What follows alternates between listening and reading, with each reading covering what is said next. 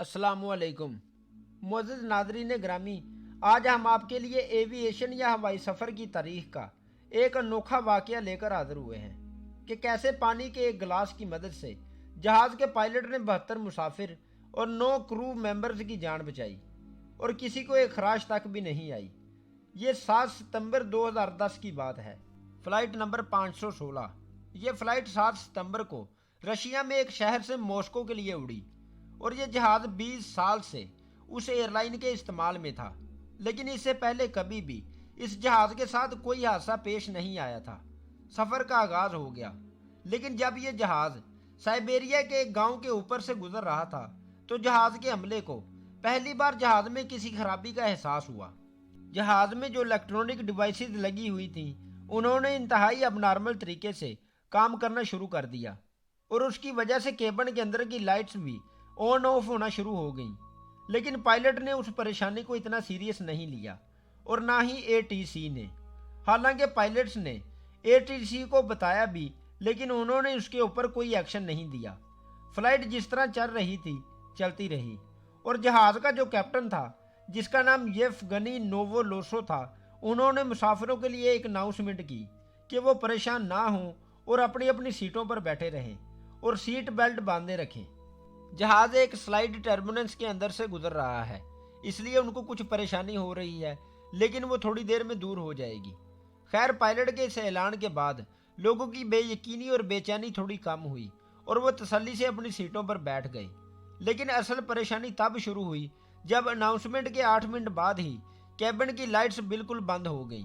Flight attendants ने तो इस बात को नोटिस किया, लेकिन उन्होंने मुसाफिरों को नहीं बताया ताकि वो परेशान ना हो। अलबत्ता काकपट में सूरत हाल बहुत ख़राब हो गई, क्योंकि यह मामला सिर्फ लाइट्स के बंद होने का नहीं था, बल्कि पूरे जहाज़ में तमाम इलेक्ट्रॉनिक डिवाइसेस ने एक साथ काम करना छोड़ दिया।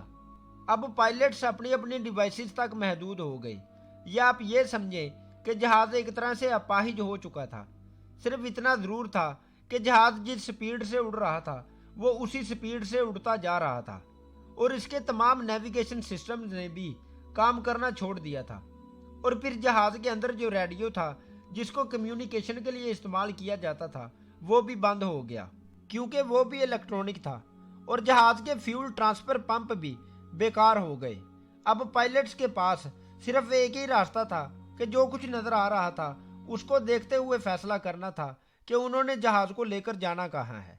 और दूसरी तरफ मुश्किल ये थी कि सिर्फ इतना फ्यूल था कि मज़ीद 30 से 40 मिनट के लिए जहाज़ हवा में उड़ सकता था। अब हालात एकदम से ख़राब हो गए थे। अब पायलट्स के पास वक्त भी नहीं था और इलेक्ट्रॉनिक डिवाइसेस ख़राब होने की वजह से आसपास कोई एयरपोर्ट तलाश करना जहां जहाज़ को लैंड कर सके तकरीबन नामुमकिन हो चुका था। जहाज़ को कंट्रोल में लेने के लिए सिर्फ पायलट्स का जो तजर्बा था उसको सामने रखते हुए एक पायलट ने काम शुरू किया। सबसे पहले उसने जिस पॉइंट पर काम शुरू किया वो ये कि जब इलेक्ट्रिकल फेलियर हुआ उस वक्त जहाज़ 34,780 फुट की ऊंचाई पर था। इसलिए पायलट का पहला टारगेट ये था कि जहाज़ की बुलंदी को कम करें ताकि उन्हें ज़मीन दिखाई दे और एमरजेंसी लैंडिंग कर सके। इसके बाद पायलट ने जहाज़ के अंदर जो जनरेटर था उसको चलाने की कोशिश की, लेकिन वो भी कोशिश बेसूद साबित हुई। अब पायलट के पास कोई तरीका नहीं था जिससे जहाज़ के एंगल को कंट्रोल करते हुए उसे ज़मीन की तरफ नीचे ला सकें। मिसाल के तौर पर, अगर आप अंधेरे में जा रहे हों और हर तरफ बादल हों, ऐसे में अगर आपके इंस्ट्रूमेंट काम करना छोड़ दें तो जहाज़ उल्टा भी हो जाए तो आपको पता नहीं चलेगा। अब जहाज़ को एक डायरेक्शन में नीचे लेकर आना था और वो ये लम्हा था जब पायलट के दिमाग ने काम किया। उसने आधा गिलास पानी लिया ताकि पानी के जरिए जहाज़ के एंगल को देख सके। पायलट ने गिलास में मौजूद पानी की मूवमेंट को देखते हुए जहाज़ को मूव करना शुरू कर दिया और उसे ज़मीन की तरफ लाने की कोशिश की। इस तरह पायलट जहाज़ को 9,840 फुट की बुलंदी पर ले आया। अब चूंकि उसको ज़मीन नज़र आ रही थी तो उन्होंने सारा फोकस इस बात पे लगाया कि इनको आसपास कोई ऐसी जगह नज़र आ जाए जहां लैंडिंग हो सके।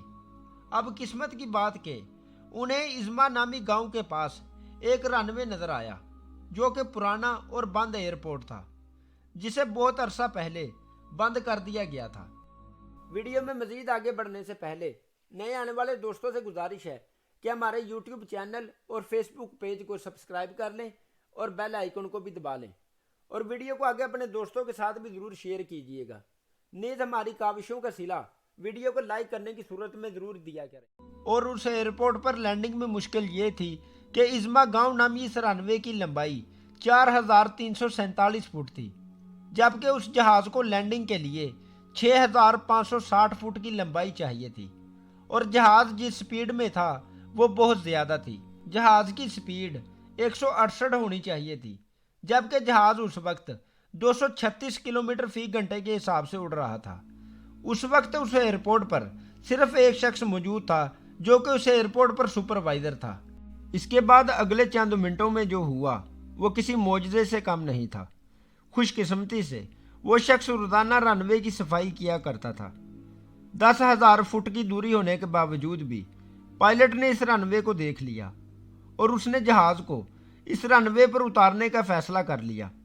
लैंडिंग से पहले क्रू मेंबर्स ने तमाम मुसाफिरों को एमरजेंसी लैंडिंग के लिए एमरजेंसी गेट पर इकट्ठा कर लिया। तमाम लोग परेशान थे, लेकिन वो कहते हैं ना, जिसे अल्लाह रखे उसे कौन चखे। जहाज़ लैंड कर गया।